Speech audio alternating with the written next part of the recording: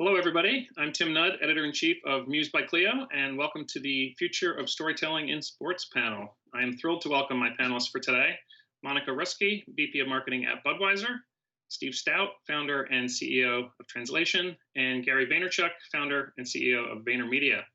Welcome to all of you. Thanks so much for being here. Also, congrats on your 2020 Clio Sports Award wins. Clio just announced the winners this morning. All of you guys won big at the show, so congratulations. Everyone watching can check out all of the winners of the Clio Sports Awards at clios.com today, and I'm sure we'll talk about some of that winning work during our discussion. So the future of storytelling in sports. The first topic I want to discuss is how athletes are really using their power to shape narratives in sports like never before, and how those narratives go kind of way beyond competition, whether it's Colin Kaepernick leading a national reckoning on police brutality, LeBron James and others bringing Black Lives Matter to the NBA bubble, Megan Rapinoe leading the fight for equal pay. These narratives are very dominant in sports today, almost as much as the stories around the games themselves. So we'd love to hear from all of you on this. But Steve, maybe first you could tell us, how critical do you think athletes are to the national conversation around these issues, and what should teams, leagues, and brands be doing to support them? So athletes have always been a big part of driving this conversation. From Muhammad Ali to Jackie Robinson, Jack Johnson, Bill Russell, Jim Brown. They've always been driving that initiative during the civil rights era. And then today, you obviously have LeBron James driving that with the NBA and as a global icon. I think, obviously, I know today, these athletes have transcended the sport. They've become much bigger than life. They are driving popular culture.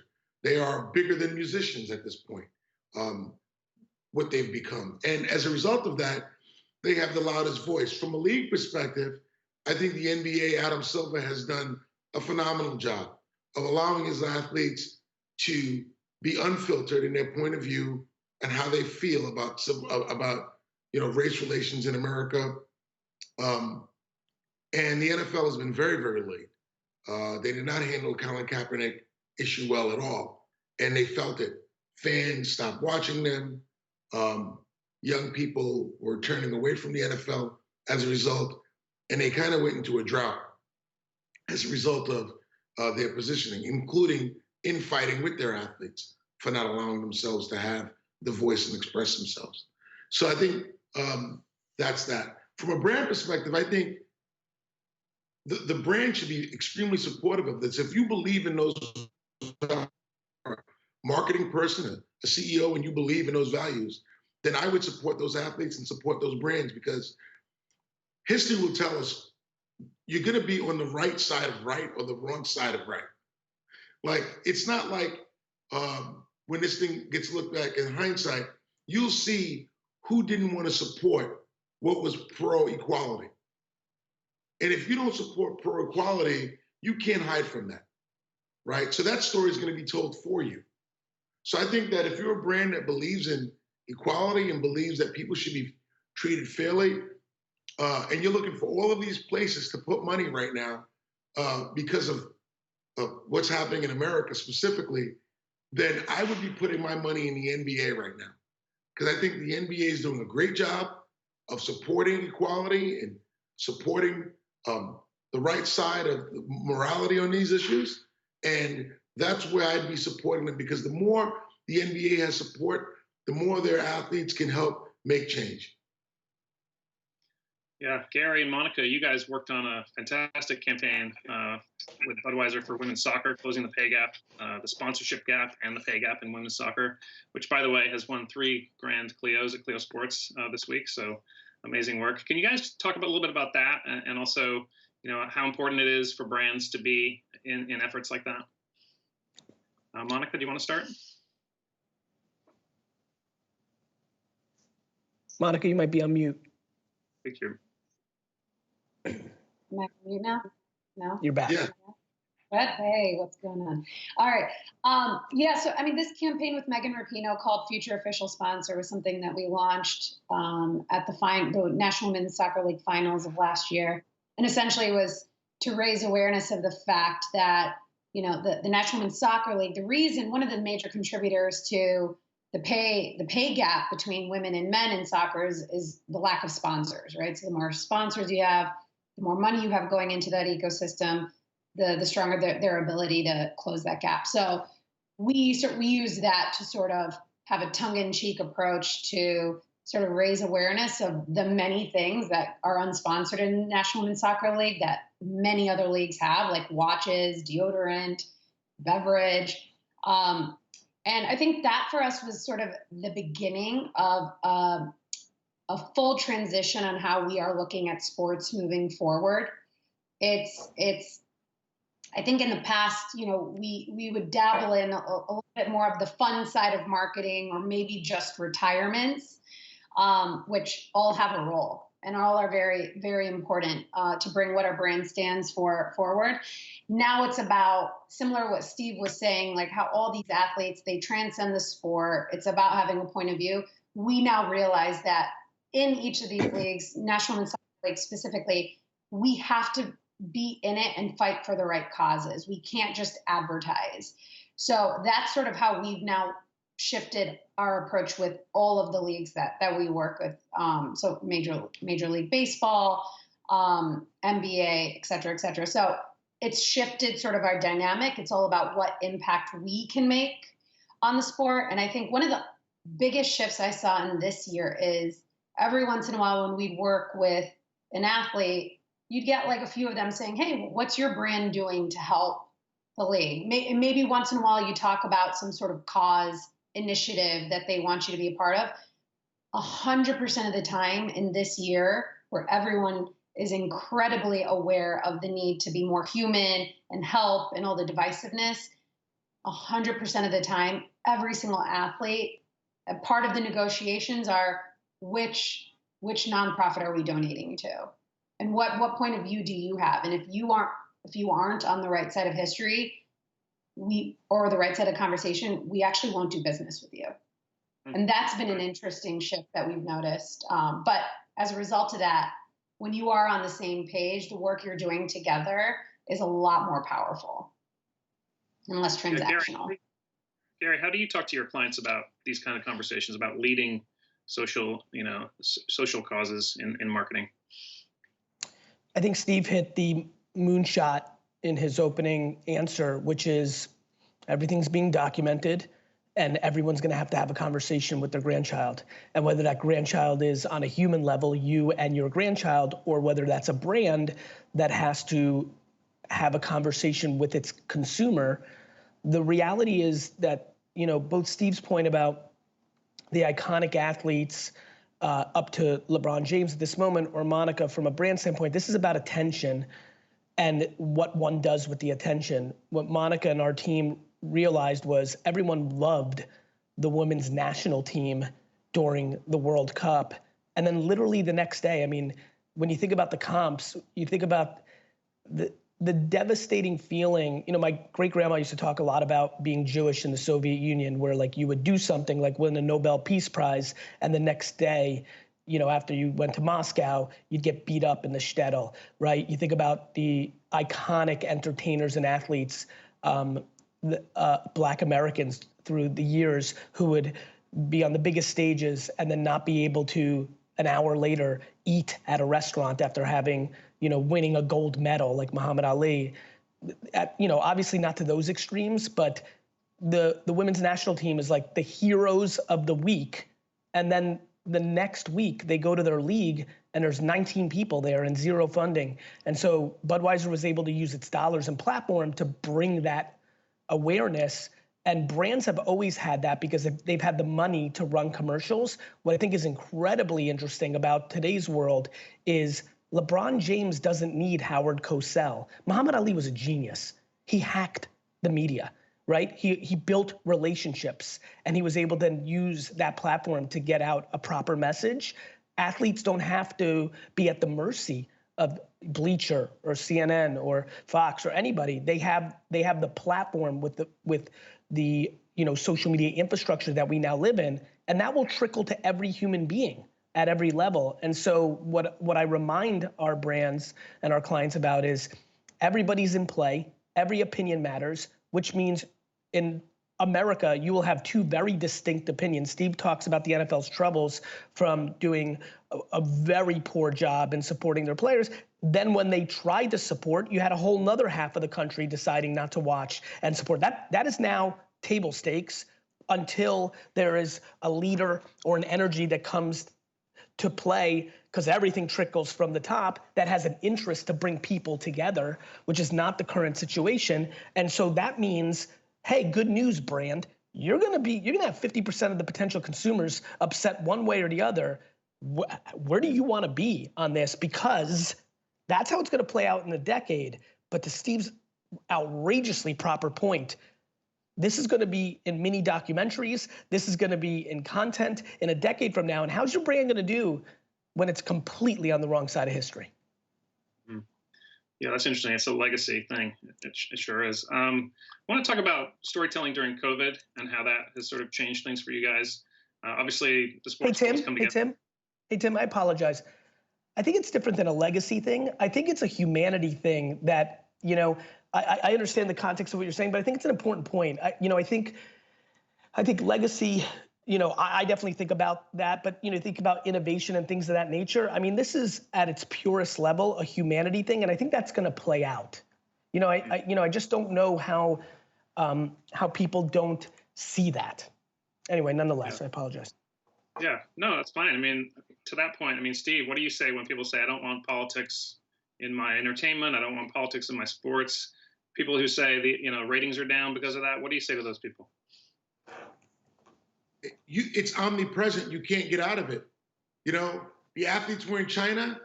Let's not forget about that, right? Some guy retweets that in China. First of all, let's just deal with one thing that's very important. Everybody's personal Twitter handle is now officially corporate letterhead. You don't even realize that. So a guy retweets something which he believes strongly about, which is the rights of Hong Kong needing to be preserved. And then all of a sudden, everything gets blown up in the NBA. The players can't play in China. The Chinese don't want them there because one executive retweeted something, an opinion that the rights of the Hong Kong people should be preserved. He didn't intend for that to happen. It's omnipresent, you can't avoid it. So the idea that you think that you can stand on the sideline and maybe avoid all of this contact as a result of not saying anything, unfortunately, it's just not true. We're all in it. We're all in it. So, my only point is, in this regard, if you're an athlete, you're an executive, you're anyone that works within the ecosystem of sports, as we're discussing here, you have an obligation to say and do what you believe is right. I think that's just the most important thing, because it's going to happen anyway. As it relates to the people saying, sit on the sideline and watch, that's what the NFL tried to do. It did not work. It just did not work. So it doesn't even you might as well, and when this all gets looked back on in time, you're going to see the people who did nothing about it, and they will perish, their legacy will perish, their kids will look at them funny because of it, or the next generation of sports fans won't mess with them as a result. All of these things are on the table. It's not like this is going to be solved in 5 years, but it will be solved over 50 years. And don't be surprised if sports as you understand it today, as it relates to which one's bigger than which, are not going to be determined by how they handle these critical times that we're through right now. Tim, also, as somebody who's obsessive at reading comments on the internet to the tune of multiple hours a day for the last 15 years, let it be very clear to everybody who's watching. People are not saying, I don't want politics mixed in with my sport and entertainment. They're saying, I don't like your politics because it's not mine. I have tracked tens of thousands of accounts that have tweeted at Colin or LeBron or Dwayne Wade or all these individuals where they say, keep your politics out. I'm not watching the World Series. I'm not watching the NBA Finals. I'm not watching the NFL. I'm not watching. On the flip side, if you follow those accounts, when a college football coach does say something that they like, which is the other side of the opinions of the world, they retweet it and they put an incredible amount of I love this guy or gal and team. So what people are saying are, let there be no confusion. Nobody's saying I don't want politics in my content. They're saying I don't want your politics that don't align with my politics in my content, and period, end of story. And so that's the punchline. And 48% see it one way and 48% see it the other way. And you got 4 kind of in the middle, and that's the bottom line. And people are gonna have to navigate through that. Well, not only that, we know that to be true because that's what news has become, right? You watch Fox because it supports your politics, or you watch CNN because it supports your politics.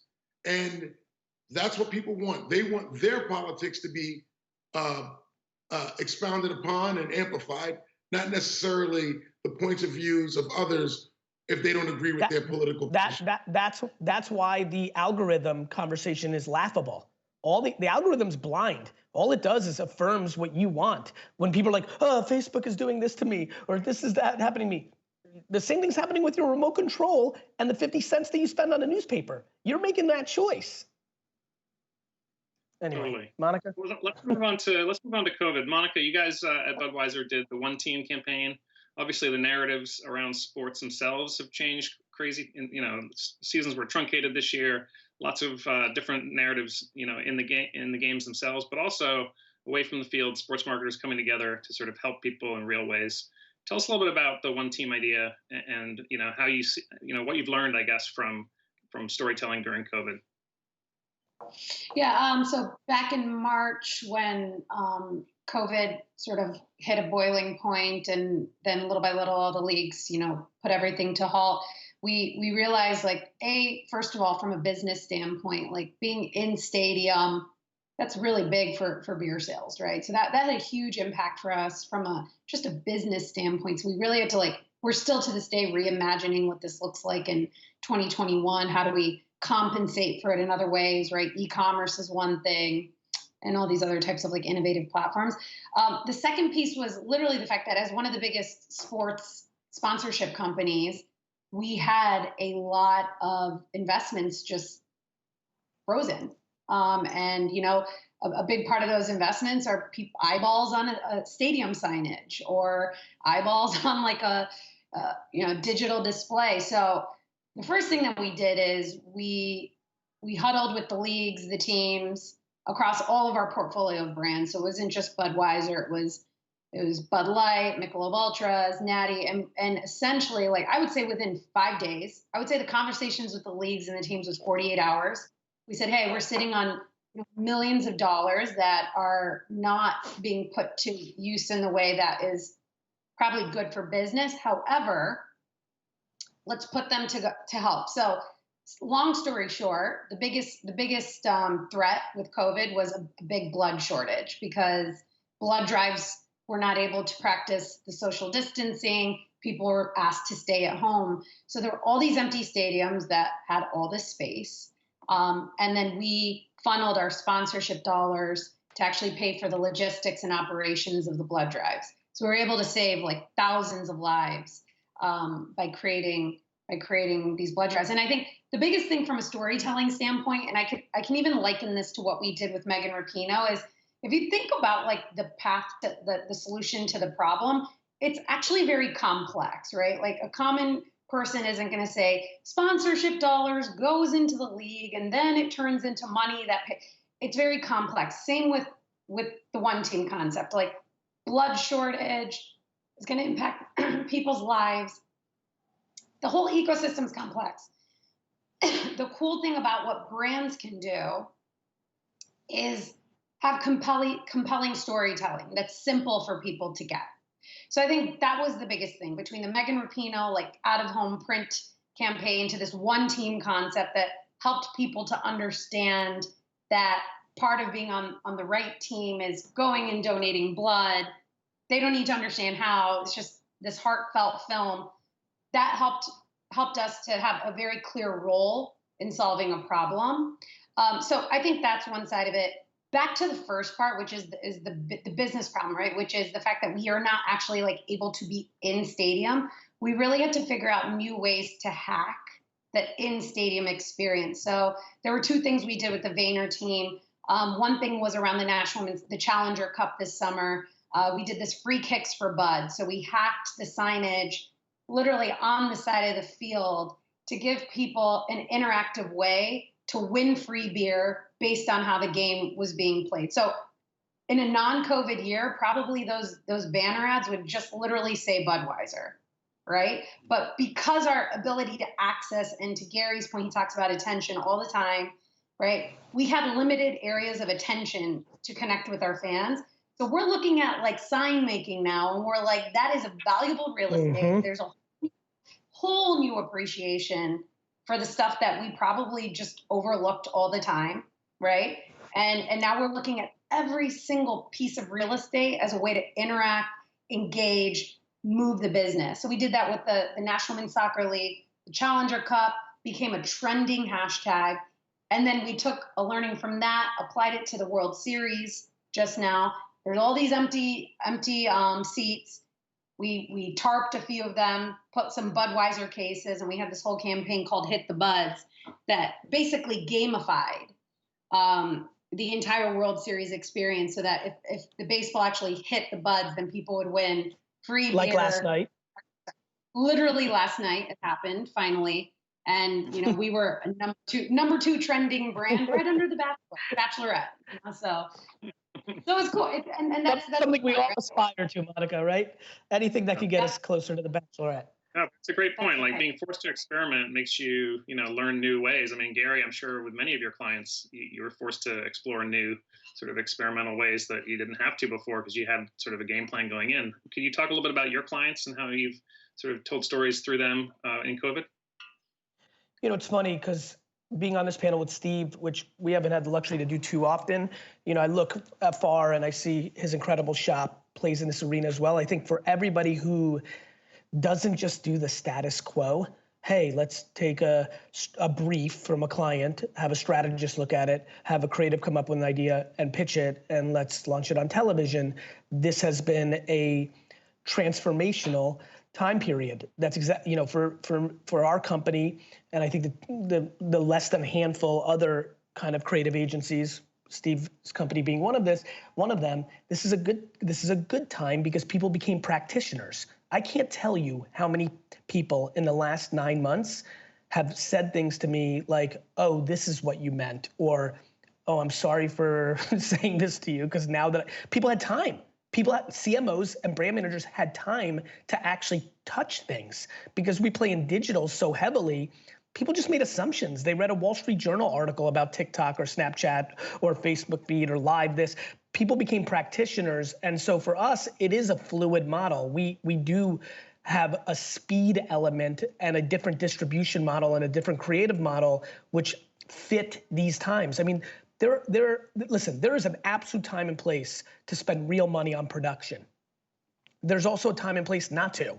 And I think everyone fell into a place of like always spending more money sometimes on catering than what they could have spent on that campaign to make it effective or efficient for their actual business instead of making that thing. So yeah, for us, it's been an interesting time because of the speed of communication. I mean, just think about meetings.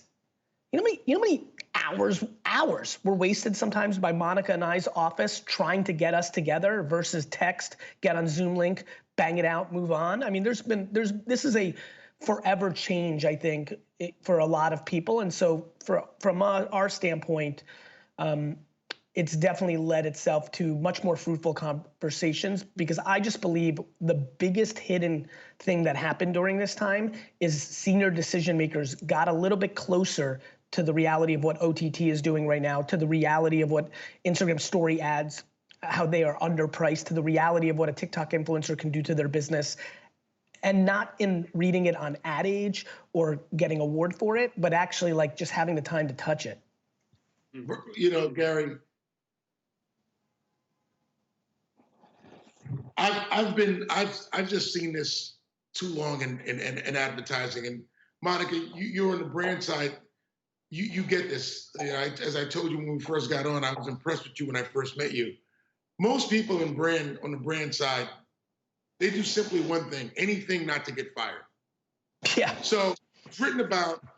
They can just do it afterwards. They don't even know why they're buying Snapchat or why they're buying TikTok or why they're hiring that celebrity. All they know is that it's famous and they can't get fired for doing it because it's famous. And that is the worst part of advertising, because you don't hear what makes sense. You only hear what you think you won't get fired for.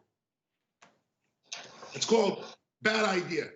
So that's number one. In COVID, for us specifically, we were fortunate with our client State Farm. We did the Last Dance, the Michael Jordan documentary, and we didn't have the ability to produce anything, so we used deep fake technology and did the State Farm ads with Kenny Mayne predicting the future. And during that period of time, because we had so much attention, that was like the first thing that was like the first delicacy that people had of sports again, and it worked really well. In fact, it's picked up some hardware, but that was the ability of creating without production, just using technology as our only tool. We had attention because, you know, there's very few things that cut through during COVID. So there's been a focus of attention on the things that mattered most to people, like that documentary.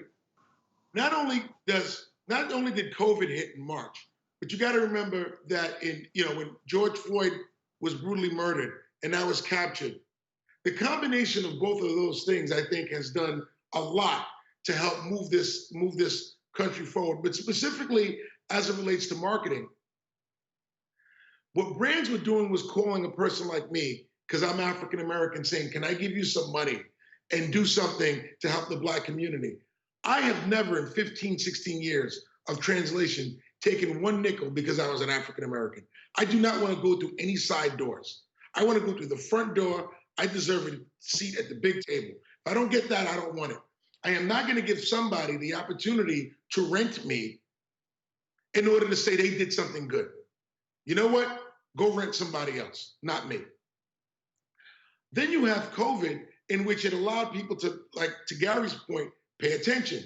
Pay attention to the tools that are going to cut through. You don't have the opportunity to produce big production, so how do you get small and pay attention to the nuances and the details that can make a difference, and how do you capture audience without spending money on big production? In the agency world, big companies would tell brands all the time they needed to spend money on this and that, because those are all the tools they had in the toolbox. So they were just selling the tools that they had, whether they were real or not. We, as marketers, had to build tools that were adapting to tomorrow. We don't have set tools in the toolbox. We have to actually create tools to solve needs as we go. That's what we do. That's what entrepreneurs have to do. We're not part of holding companies. We're part of building our businesses and not just selling stuff off the shelf because we have to. That stuff has been gone as a result of COVID. So all the big companies have lost their bag of tricks, which was legacy tricks that no longer work. So I feel like coming out of this, going into next year, that everyone realizing that diversity matters, and well-intended white people who never knew anything or had any racist intent in their hearts, realize I never realized how bad it was. I actually didn't know it was at that level. It's at that level. They were embarrassed for white people. I've seen this. That's good. That's a good thing. Then on the COVID, you accelerated what was happening slowly 1,000 times faster. Technology was going to be more important. You know, big production was wasted money. All of those things also accelerated. And I believe that the combination of that for our industry, specifically advertising and marketing, is setting us up for great things to come. I think the empathy, the human touch, listening, understanding diversity are the values and the ingredients that are going to start to heal not only this industry, but this country going forward.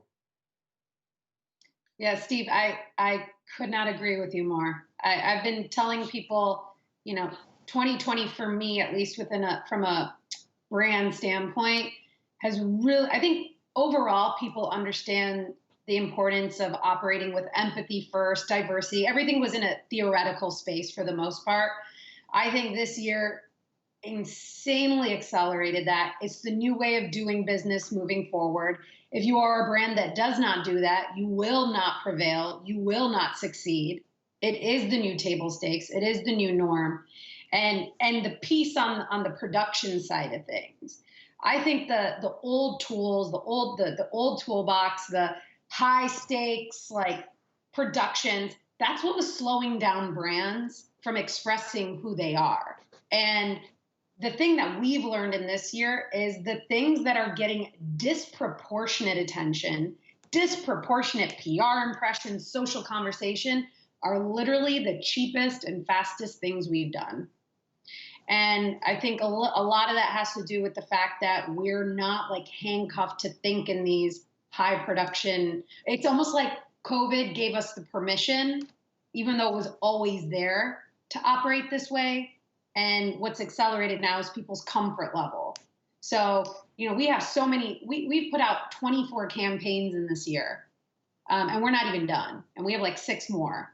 And I say 24 campaigns because, it's not always just a TV spot or a Super Bowl campaign. Sometimes it's just a hashtag campaign on the sidelines of a sport. And it's as effective, and you get to express what your brand stands for 3, 4, 5 times in a month, which is far more impactful, far more compelling from a connection standpoint with your consumer or a new consumer. So could not agree with you more. So how about the big budget TV commercials? Are we going to see less of those sort of in future based on how well sort of being scrappy it has been for people during COVID?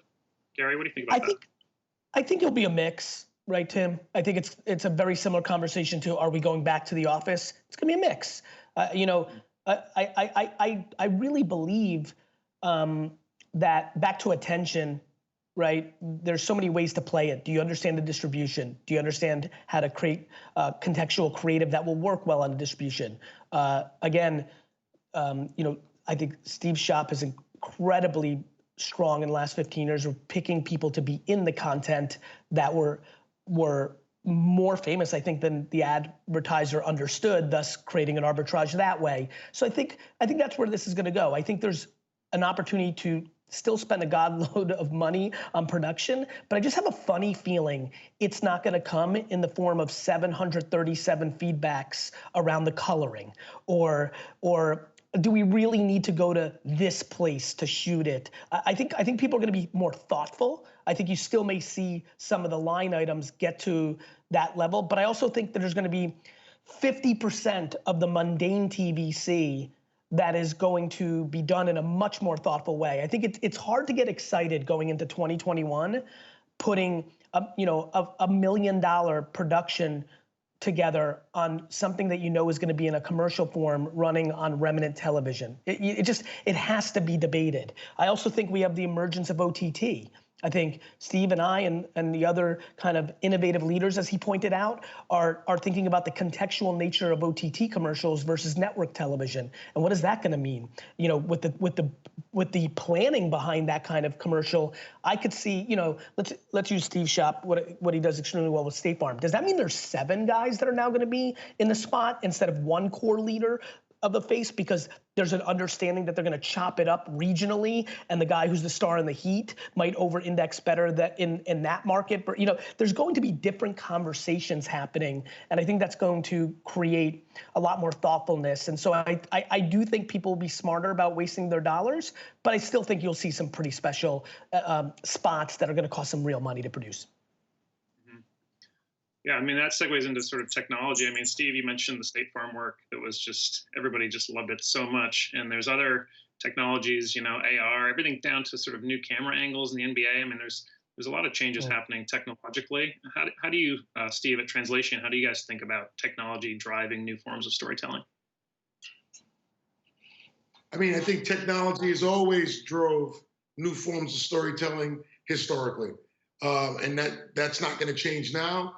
Great creatives always want new tools, new inspiration, and technology has been a part of driving those inspiring ways of creating, whether it's artists, recording artists, or visual artists. They rely on technology to push their creativity forward. I'm proud to be a leader in that. We have access through our one of our investors is Andreessen Horowitz, and they're a big tech investment fund, and we get to see a lot of best-in-class technology before any other typical agency would. And as a result of that, we get a chance to get into those tools early to help write our stories, and more things become possible as a result of that. Now, that doesn't necessarily replace big budget commercials all the time. Sometimes that technology is part of those big budget commercials. And, you know, sometimes that technology, you can take old footage and replicate it and change it and make it work just through the technologies available to do things like that. So that's how I feel about it. But, you know, just to get my point of view on big budget commercials, I do think there's going to be a mix of them. Some companies have relied on that. A lot of editing studios where guys are sitting in editing suites for 10 days, you know, costing a bunch of money and basically vacationing, it looked like, you know, arguing over different hues of blue.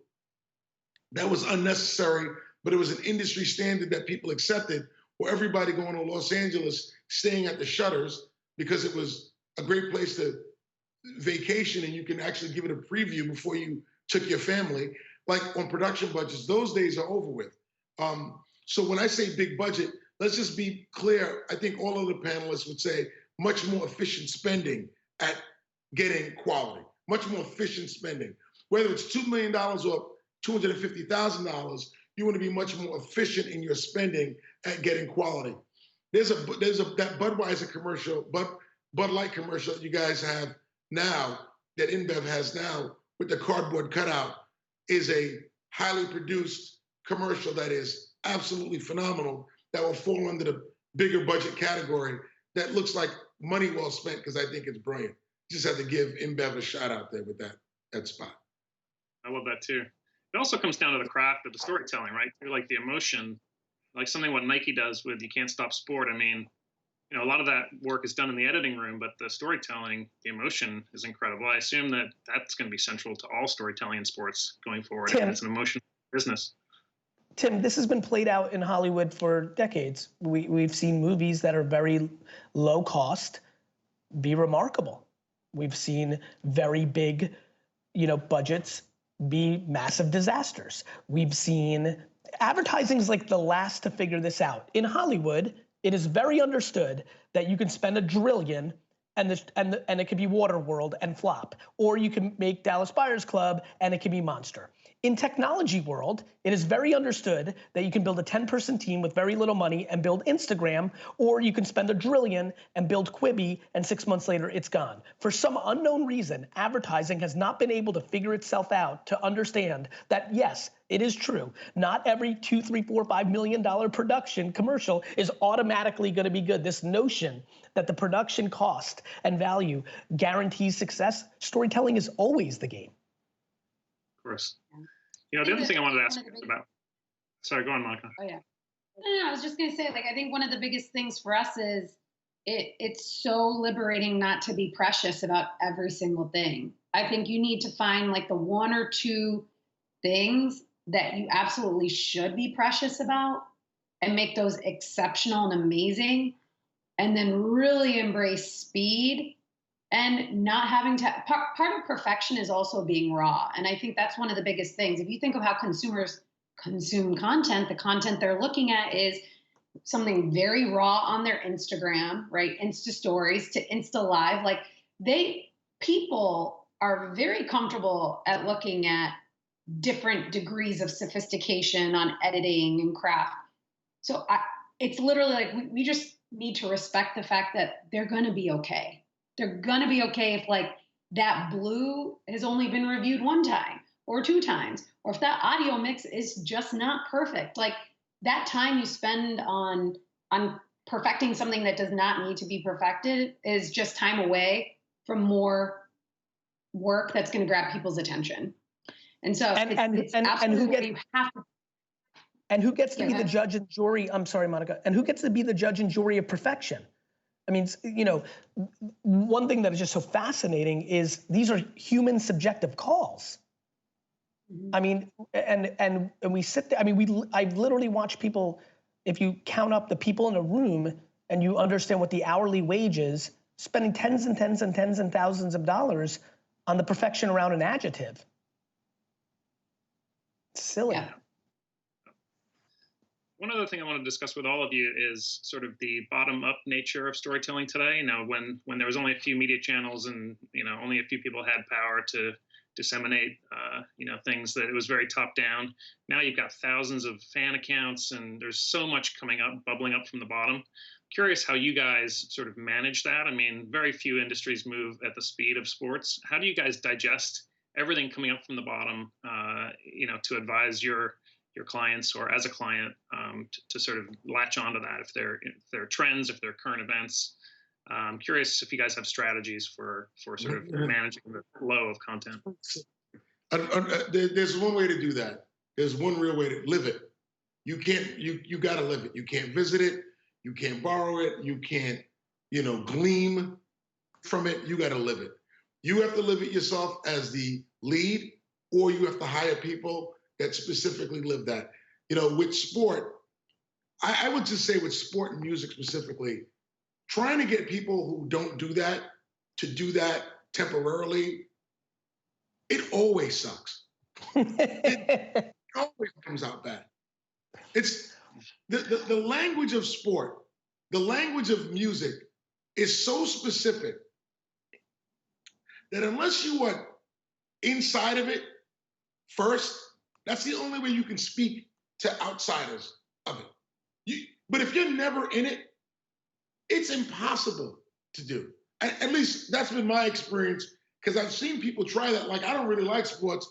I don't like sports. I don't watch sports, but I'll take a crack at it. And they'll do you know, we're going to do something about the NFL, and it's going to be, you know, old school NFL stuff. And then, but Darryl Strawberry somehow is in it. I'm like, how'd you put him on the Jets? He's on the Mets. It's like, you see a lot of bad things like that. So that's how we do it. Really hire people who love it as their passion and empower them to create, whether it's music or sports. That's how we do it. Period. Okay. Full stop. Gary, how about you guys? You know, we got lucky, or not lucky, depending on how you want to look at it. I came in so raw and cold into this industry, I didn't realize things were top down. Tim? I didn't realize that people made decisions in boardrooms with fake reports and weird focus groups and Ipsos test and all this garbage that runs the industry. I only came from consumer feedback. You know, I built my dad's wine business on wine forums, you know, and MySpace. And then, you know, Vayner was built on listening and speak. Like, we don't even live in any other world. You know, I think Steve nailed it on the opening line. Like, either you're about it or you're not. Like, you know, and the way I see that is speed. I think Steve's talking about the context of culture, which is imperative to his point. Watching, sometimes people come in and mispronounce the rapper's name and you're just like, okay, I mean, it's over before it started, right? Like, you can't even have the conversation. I think on the flip side, the way I interpret your question, our strategy department lives in an environment of this second. We are more of a breaking news organization than making a film organization. I think that a lot of people in marketing make films They think it through for months, and then something comes out.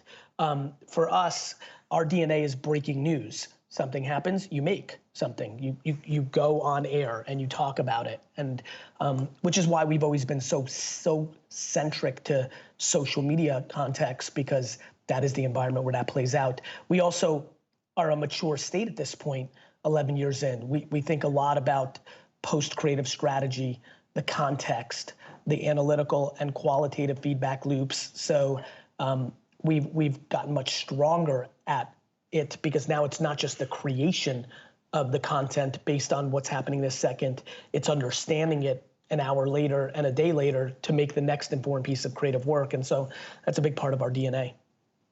Yeah, Monica, you must have an interesting point of view on this as a legacy marketer who was, sort of, as Gary said, sort of making films, and now you guys are deep into social listening and all that stuff. What's your perspective on sort of, dealing with the bottom up storytelling in the industry? Yeah, I might be a little bit of a unique situation because I also don't come from a traditional background. I come from the music industry, right? I was a recording artist, music producer, and so it's tough for me. I can't think I just can't think in the constructs. I can understand the role of them. I can understand the role of Ipsos and all that kind of testing. When you think of like Super Bowl, where it's, $10 million in media, 2 million. Okay, like just do the test to make sure like your gut is strong enough. But I don't know, with Bud specifically, I joined the team back in 2016, and that's really with, the partnership of VaynerMedia. It was a beautiful harmony of people on my team that didn't think in constructs with his team that is just known for hacking and all those sorts of things. That it wasn't tough, because I think within our organization, when you have a brand like Budweiser that transcends just the beer, is a big part of American DNA and storytelling, we almost had a permission to act differently, to do firsts. And, luckily we have leaders at the top that are fearless and comfortable with not having to think about the color blue on XYZ can. Like, they're just kind of like, go transform the business, make sure that we're here for another century long. So I know it exists. It's just not the world that I'm familiar with. And I'll say one last thing for us is, back in 2016, I remember joining, and we would spend so much time on a TV spot, and TV is now literally the last thing we think about. It's the thing that takes the least amount of time, if that makes sense. We're now more focused on culture. What are people talking about? What's interesting? And where does Budweiser have a very clear point of view to chime in? And we think of the idea there. Then we think of this like amorphous, interesting concept that gets us excited. And then we figure out what channel it needs to go on. That's like the last thing. Whereas before it was, we have TV spot. What should be the TV spot? And you just abandon every other point of attention. It's not the way it is anymore at all. Okay. We only have a couple more minutes, but I wanted to ask all of you if there's a brand out there that you admire that you don't work with, who's doing great things in sports marketing. Steve, do you want to take that one first?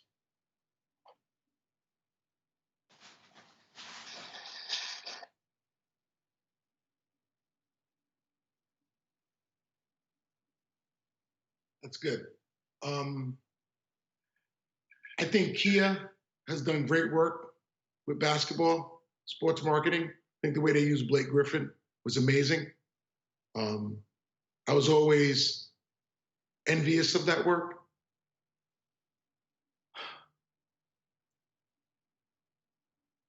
As I said, I love the Bud Light spot that they have right now. I think just Budweiser and Bud Light has done a very good job of how they utilize sport. And then even go to Michelob Ultra. I think positioning the everyday athlete, finding the everyday athlete, the athlete in everyone that wants to, weekend warrior on a low carb lifestyle. I think that's super smart.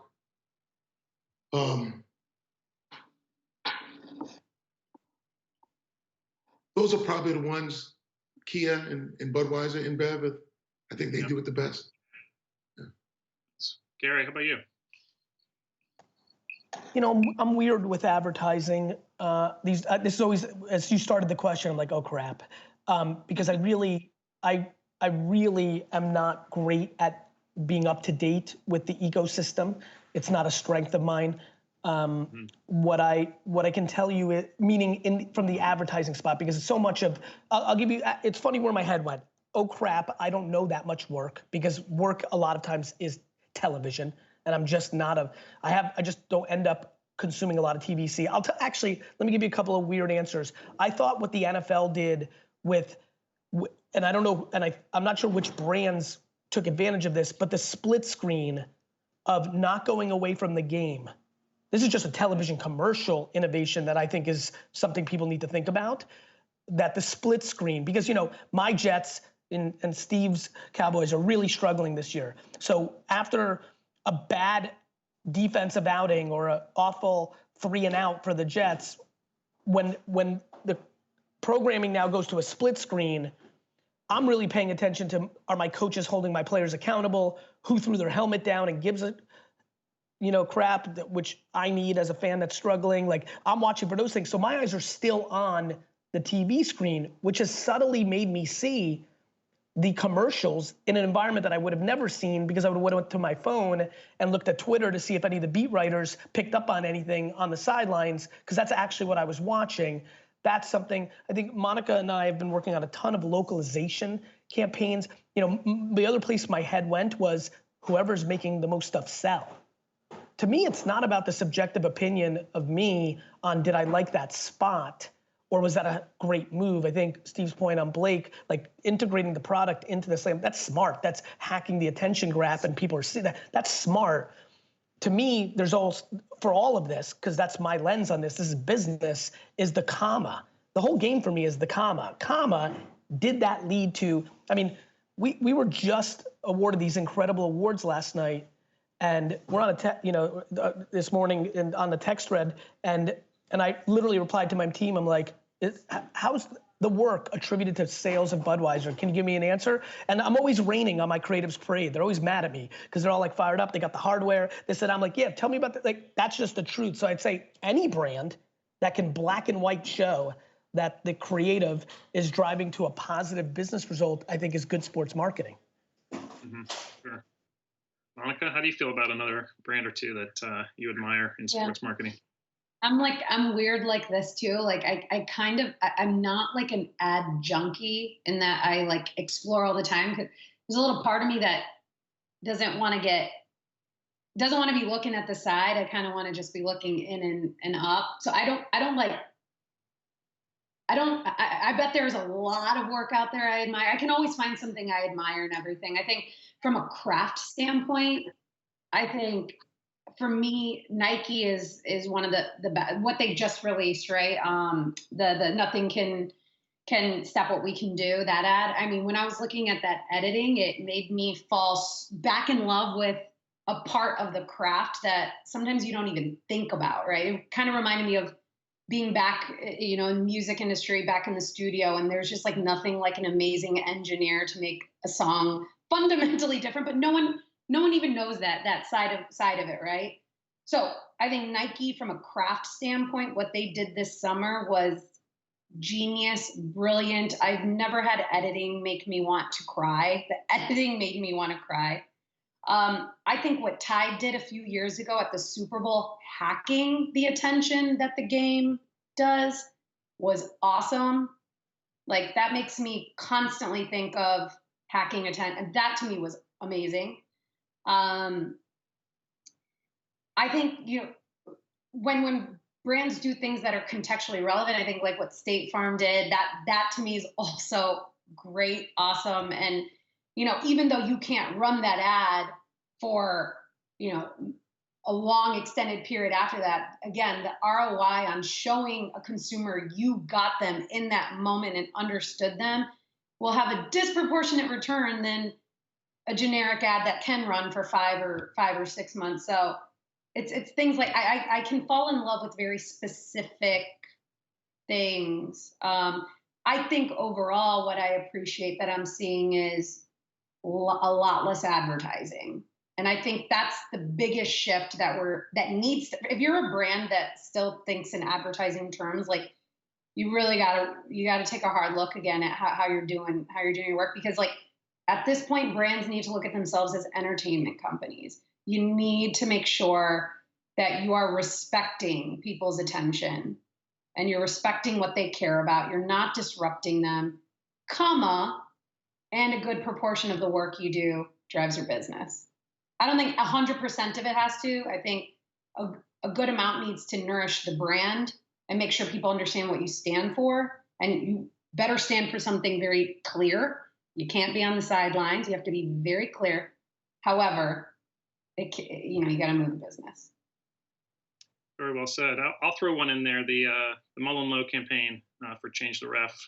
Joaquin Oliver was a high school student who was killed at Parkland, and his parents run this organization, and they made a cardboard cutout of Joaquin, and he's been touring during the baseball season. That cardboard cutout toured different stadiums, and to raise awareness of gun violence. And to me, everything conceptually, executionally was just incredible. I mean, baseball is America's pastime, and this campaign suggested that maybe gun violence is as well, and shouldn't be. So I wanted to give those guys props for that as well.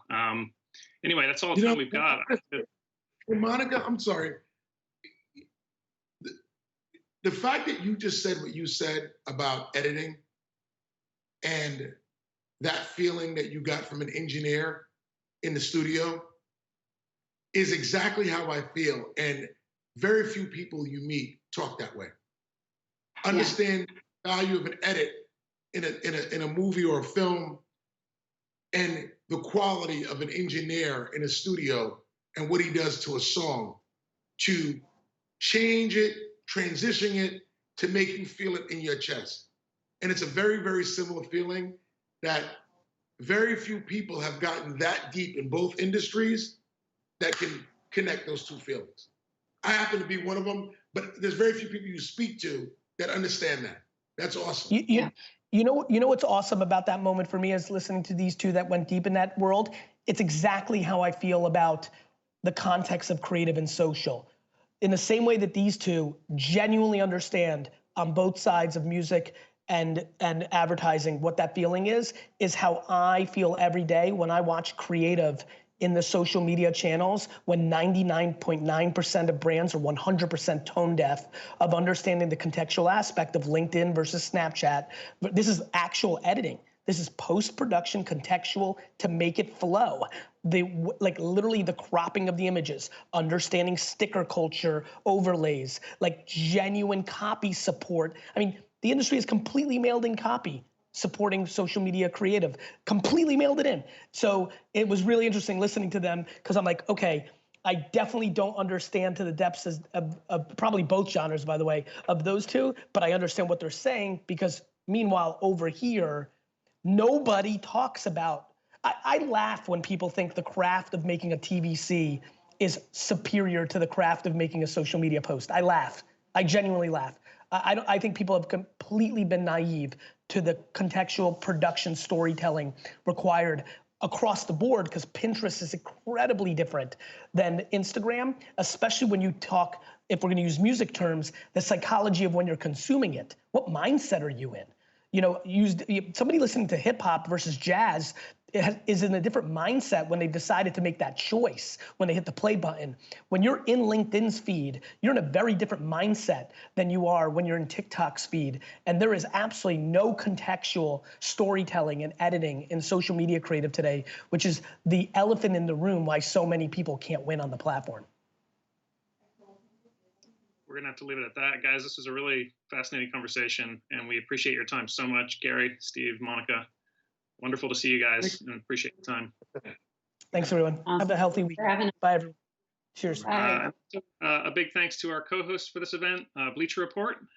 Also, check out all the 2020 Clio Sports Award winners just released this morning at clios.com. And stay tuned now for the announcement of the Fan Favorite Award, recognizing the year's best sports commercial according to you. Thank you guys for watching.